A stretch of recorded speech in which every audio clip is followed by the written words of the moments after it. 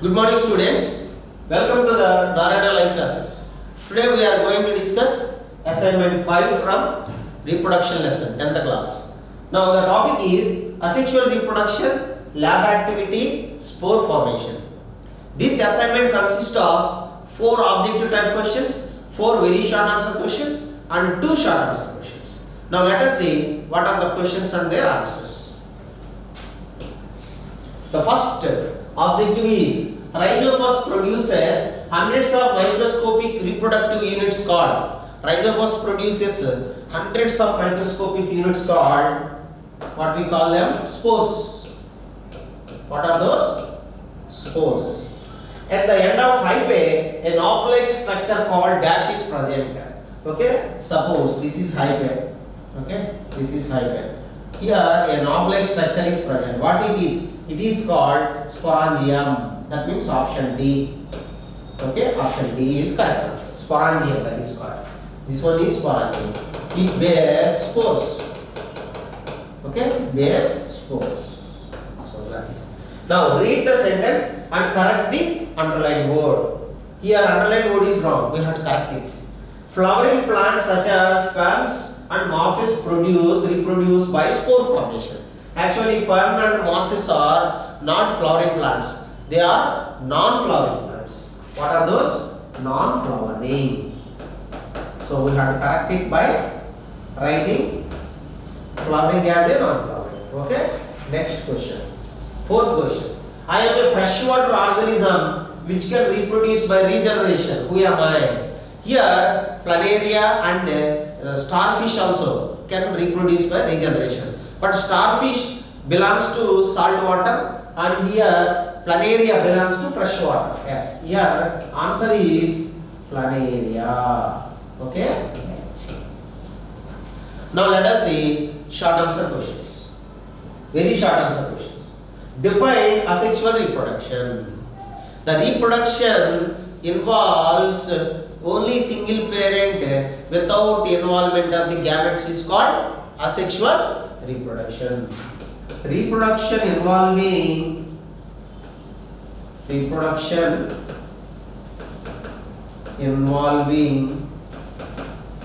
single parent without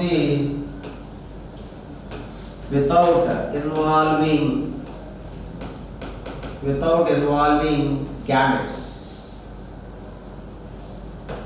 is called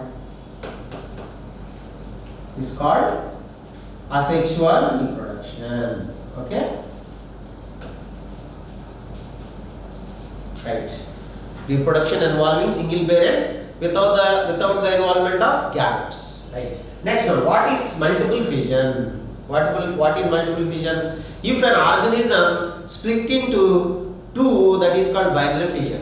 But if an organism split into multiple individuals, that process is called multiple fission. If an organism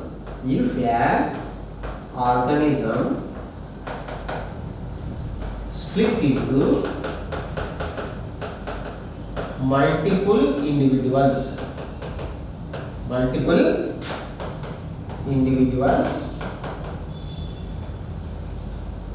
so this process is called what we call multiple fission.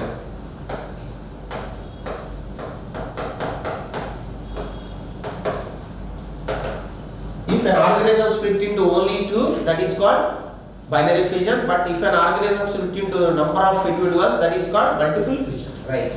Next question. Give the examples of organism that can reproduce by budding.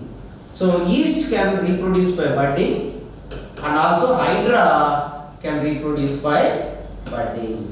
Okay, right. Which organisms reproduce by fragmentation? So you know algae,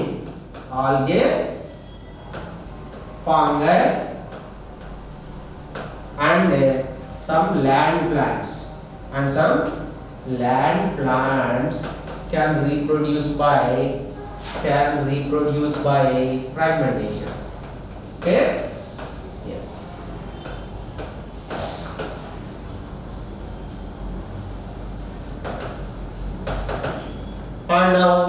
see short answer questions. What is parthenogenesis? Give some examples. Parthenogenesis, the process of development of young ones, okay, from unfertilized ovum. The process of development of young ones from the process of development of young ones from unfertilized ovum. Unfertilized ovum is called parthenogenesis. That means without fertilization, directly the ovum producing the young ones. That process is called parthenogenesis. Here partheno means virgin, genesis means birth, virgin birth. So here for examples, examples of animals. Okay, bees, ants, and wasps. So these ovums directly can change into young ones. And also plants examples. Plants. Watermelon. That means actually without seeds, some of the plants. Watermelon, grapes,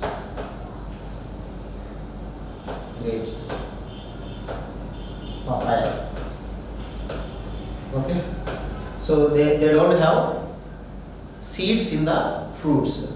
Okay, we can also call it as a parthenocarpy. Production of seedless fruits is called parthenocarpy.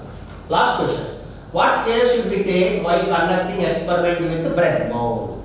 Actually, when we are doing experiment with bread mold, rhizopus, okay, bread mold means rhizopus. So one should take certain care. That is, so wearing gloves, because they are spores, no? Spores will be there. So they cause allergy, okay, infections. That's why one should wear gloves and also mask. Okay, one should wear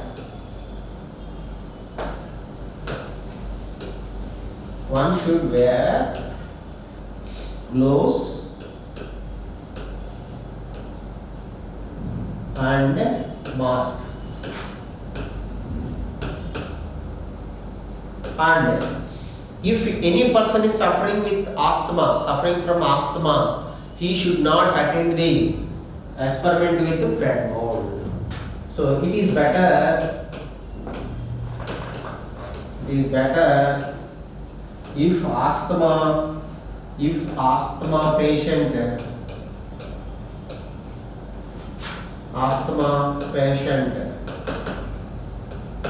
is not attending